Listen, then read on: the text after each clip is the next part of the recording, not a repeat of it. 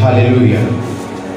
Our topic this morning is forward ever. Someone say forward ever. Forward ever. You are saying it like you are going backward. Say forward ever. Forward ever. Say forward ever. Forward ever. Weather sickness, what do you say? Forward ever. Weather challenges, what do you say? Forward ever. Weather challenges, what do you say? Forward ever. Weather trials, what do you say? Forward ever. Forward ever. Exodus chapter 14 verse 15. Exodus chapter 14 verse 15. And the Lord said to Moses, why do you cry to me? Tell the children of Israel to go forward.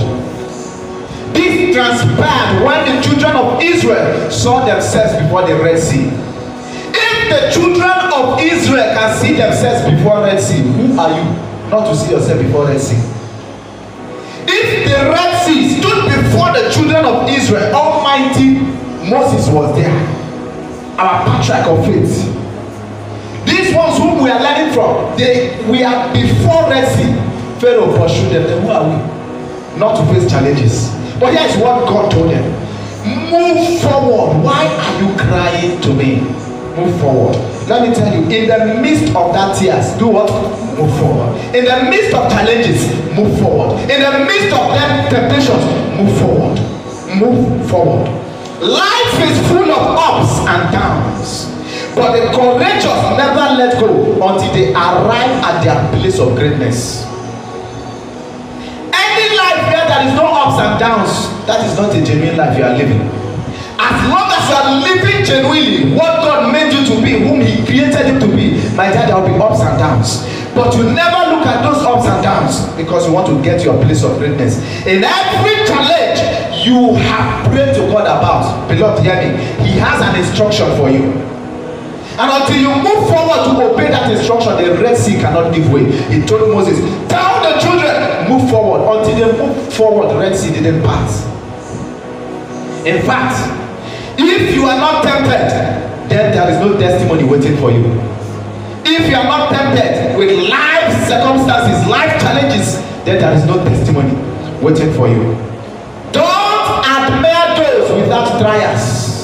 Stick close to those who have encountered and conquered one of them, because in them lies the lessons of life. Never tell me you don't want those that are not with trials. Some people will say, see this one, their life is full of trials and temptation. Let me stick away. You are running away from the lessons of life you would have learned at the platter of gold. You are not blessed because you have no problems. You are blessed because you are always victorious when life's problems shows up. Because life is itself is a problem. You don't tell me you are blessed because you are not seeing problems. What makes you blessed is that whenever the problems comes, there is always victory for you. Because the life you are living itself is what? Problem. Life is itself is what? Welcome to problem. Hear me and hear me well. A biography without controversies is a mere story of the one who tries to fight for nothing. Every great man has a scare on his face, on his body, or in his heart. Any biography written that has no controversy is a mere story of those who never fought for nothing great. Any great man you see out there has a scar on his body, has a scar on his face, or a scar in his heart. Don't say I'm running away from problem, running away from trouble. No. Listen to me. Any stage in life that is overly too soft, is not meant to build you. Appreciate difficult stages because they are building you for a sweeter tomorrow. Any stage you encounter that is difficult is not there to kill you. It's there to build you. See, you see this economic problem in Nigeria. Many of us, we are crying that it's there to kill you. But many of you have learned to survive with that money. You have learned to manage 1,000 naira for a week. You have learned to know that you can survive without going to withdraw for a week. In that negative scenario, what is the lesson you have learned? A wise man learns something from every situation that comes before him. Challenges are not meant to stop you. but to make you change into a better person, transformed and more experienced human being. If you have no enemy fighting you, it is an indication that you haven't stood for anything in your life. You don't have any enemy fighting you. You don't have anyone challenging you. That you have not stood for a right. You have not said, I'm standing for something. As long as you are standing for something, people will come to challenge you. Without facing battles, you can't be called a victor. And you only embrace victory when you stop at nothing but to go forward. Pains will not kill you, but will show you how to appreciate gains. What is giving you pains today? It can't kill you. Many of you think you are passing through something. If I sit you down and tell you what I passed through in this past 1 week, you will leave your own and go for fasting for me. But I said I'm not going down. Let me tell you, what are you passing through this season? It's not there to kill you. What are you going through as a challenge? It's not there to kill you. It's there to show you one thing you have not seen in life. It's there to teach you one thing you've not known about someone. Someone wrote, and I learned something from it, that every misunderstanding you have with someone shows you a part of that person you have never known. Every misunderstanding you encounter is an opportunity to know that person in a way you have never known the person. Now I have known some persons the way I've never knew them. Some persons have also known me the way they have never known me. Same way you and someone you are having problem with, you and the environment, you and situation have made you know something, and you too have known something about situation. I came this morning to call us back to order. Don't allow challenges take you out of God. Don't allow challenges push you out of service. They are meant there to add taste to your life. Challenges are not meant to kill you. They are there to do what? Add taste to your life. Whether bitter or sweet, taste is taste. And we need bitterness and sweetness sometimes. Doctor will tell you don't take sugar every time. Sometimes you need bitter leaf water for your health to be sound. Just take it that this one is part of the bitter leaf water I've drank.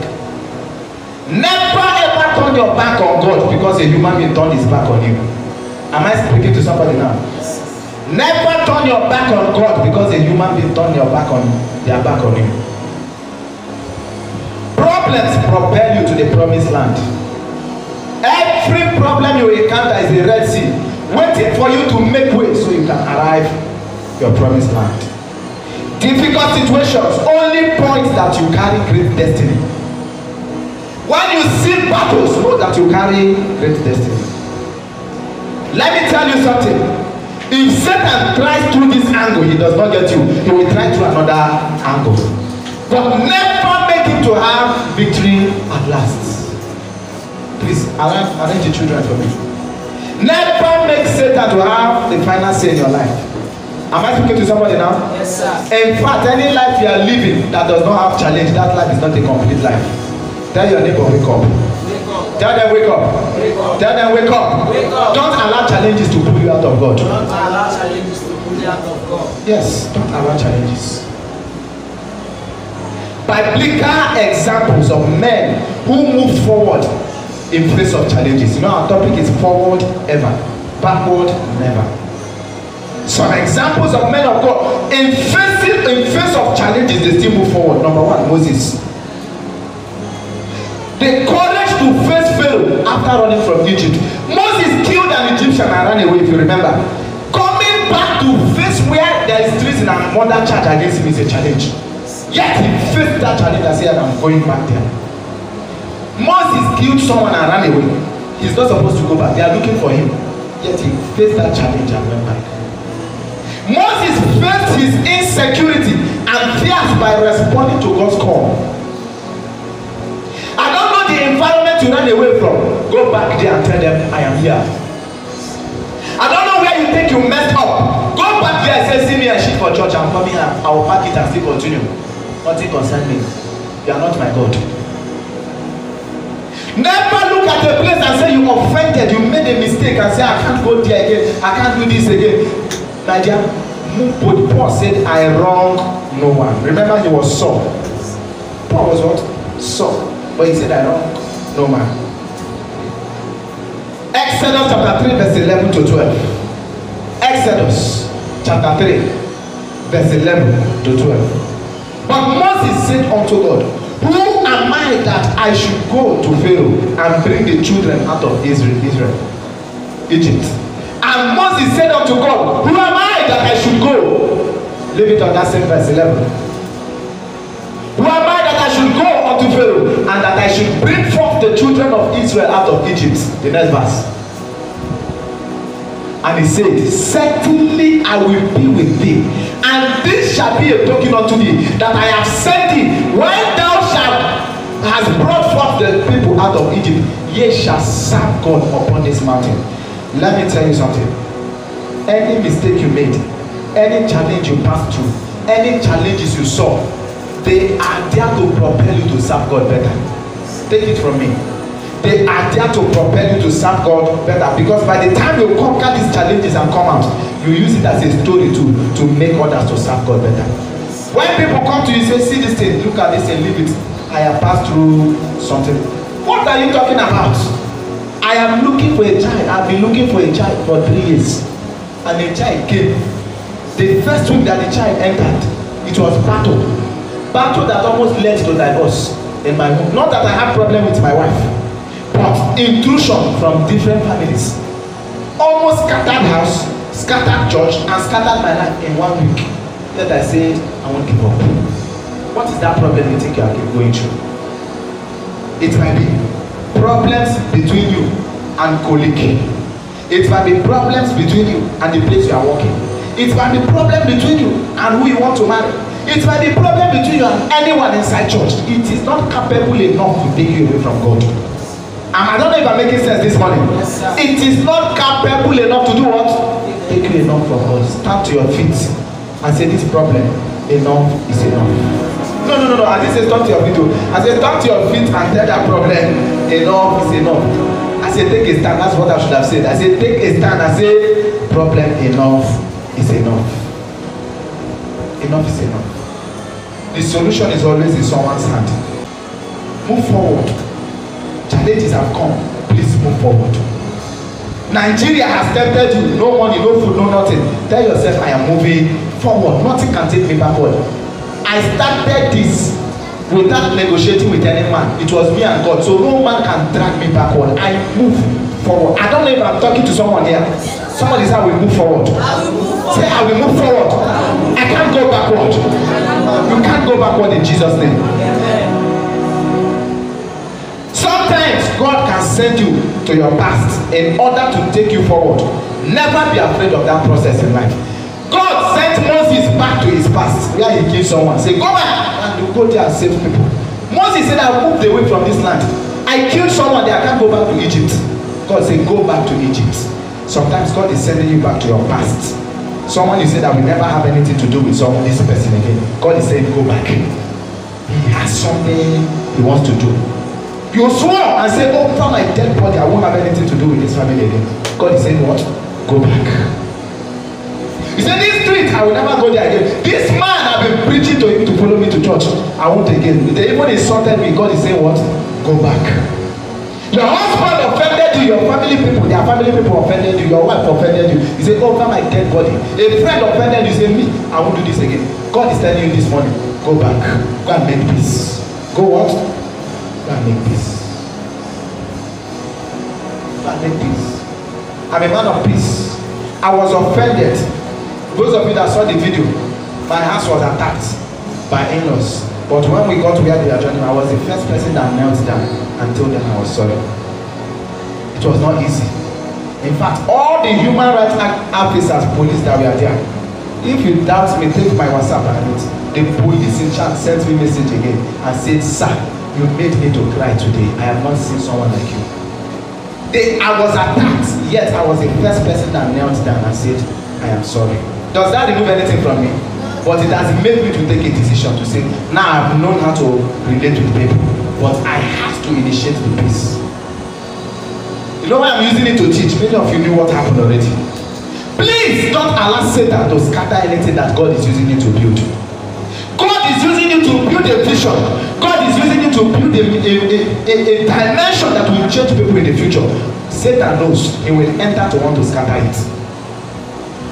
Satan knows when a child carries destiny, he wants to scatter the destiny of that child. Satan knows the decision you have taken to serve God. He knows the plans, the studies you have done, the scriptures you have read, the prayers you have prayed. Satan will be waiting at the junction to bring something, and that thing he will bring is not far from the persons around you. He will use people around you to scatter your agreement with God. But say no way, say forward ever. Do we talk about Moses, David? He had the courage to face impossible situations. David had the courage to stand in front of situations that were challenging. David took courage to fight Goliath. What is that Goliath that you are facing, my brothers and sisters? He was motivated by his disdain for Goliath. Goliath defied God. Goliath insulted God. Goliath said he will deal with them. Goliath said he will take them bondage. David stood and he got angry at every stance that Goliath posed. What is the Goliath before you? If you run, Goliath has warned you. That thing that is making you now want to stop praying. If you run, Goliath has warned you. That thing that want to stop your devotion hour. If you stop, Goliath has warned you. That thing that want to stop your evangelism. If you stop, Goliath has warned you. Let me tell you something. I have come to realize that anything that makes you to stop prayer is a Goliath. Anything that makes you to stop opening the Bible is a Goliath. Anything that makes you say I'm not going to church again or I'm not dedicated again is a Goliath. And you have read Bible quite enough to know that David used a sling to kill Goliath, which means anything that stands as Goliath before you needs to be killed. Whether it's human being, whether it's a friend, whether it's business, whether it's anything, it needs to be killed and brought down to the ground. Anything that stands between me and my God, I will kill it. I will kill the thing. That is a Goliath. Who is that Goliath before you? Tell the person, no matter who the person is, no matter the bond, no matter the thing, tell the person, you are standing between me and my God. Take your hands off. Take your hands off. Then you see how God will show forth and fight for you. I have never been so close to my in-laws. When my wife did that, that pushed me to become closer to them. Because I didn't want them to feel rejected by this and also rejected by this. I don't know if you understand me. When you tell something that is standing, that is a Goliath between you, push it down, God will come to stand for you. God will come to defend you. Who is that is standing before you as a Goliath? Who is that is challenging you, business or anything? Stand and face the Goliath. This message is meant for this hour. Whether you like it or not, I'm a pastor here, and I know that most of you are challenged. And most of you are challenged between your service and God. Virtually 80% of everyone now, you are facing a challenge that is trying to pull you out of your God. But I'm here to caution you. Don't allow it happen. Never! Satan, the easiest way Satan kills someone from the place of study, then pull you out of church. Then he will give you the final smackdown. Never allow it to happen. Never do what? Never allow it to happen.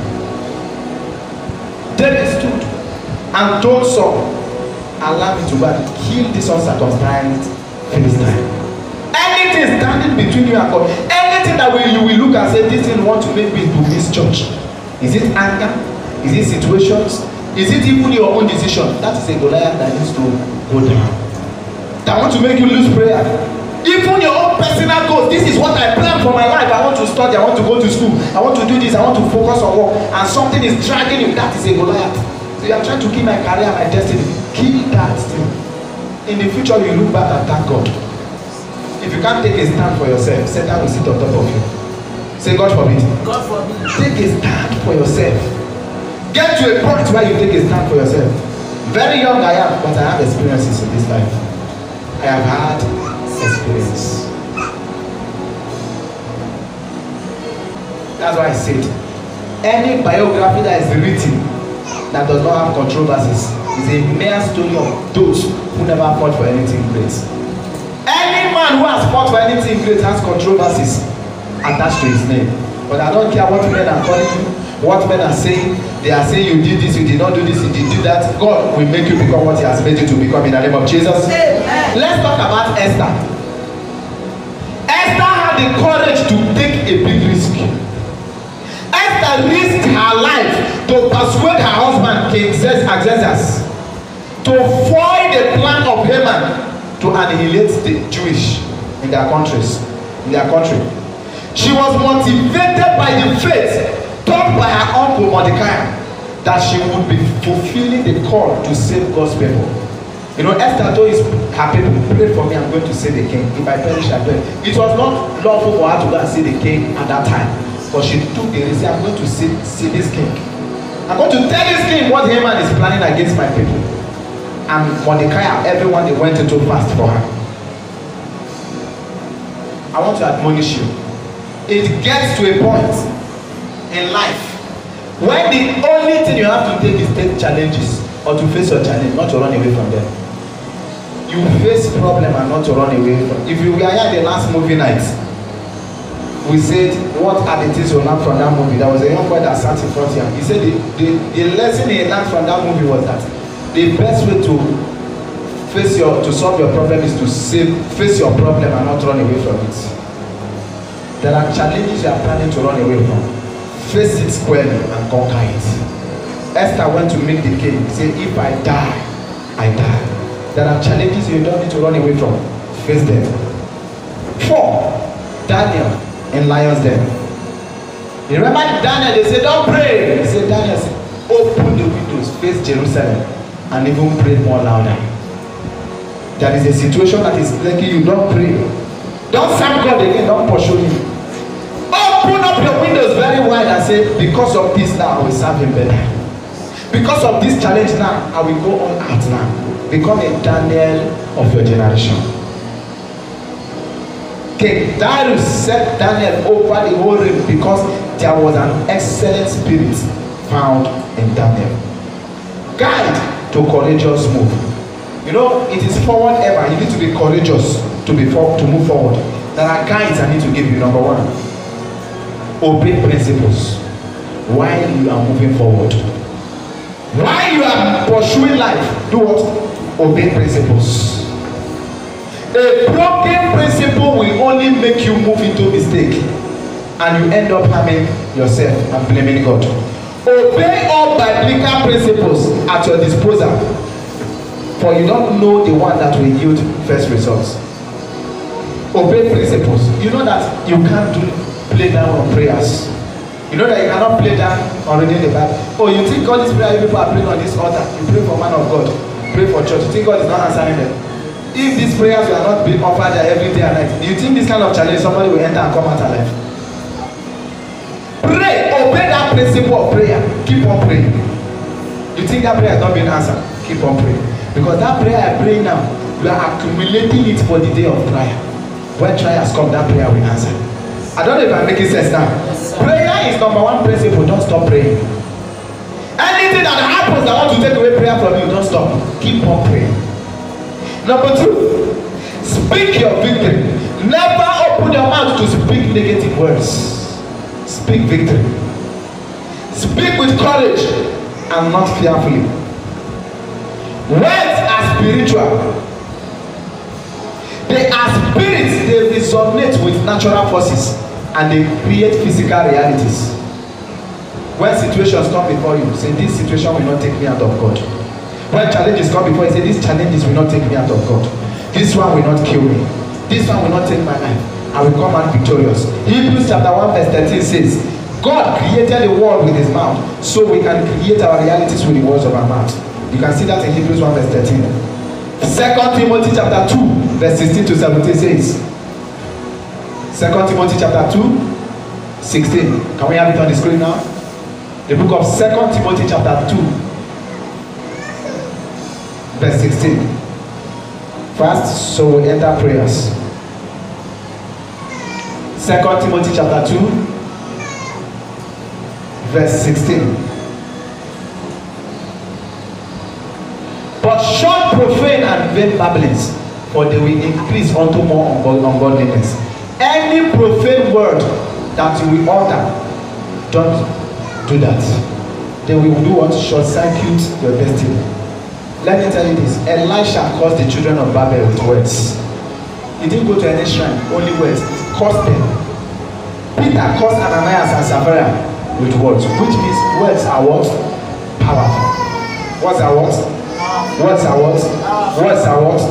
Now we are going to start this morning. It's a short word charge. And we are going to use our mouths. Anything that is pulling me backwards, enough is enough.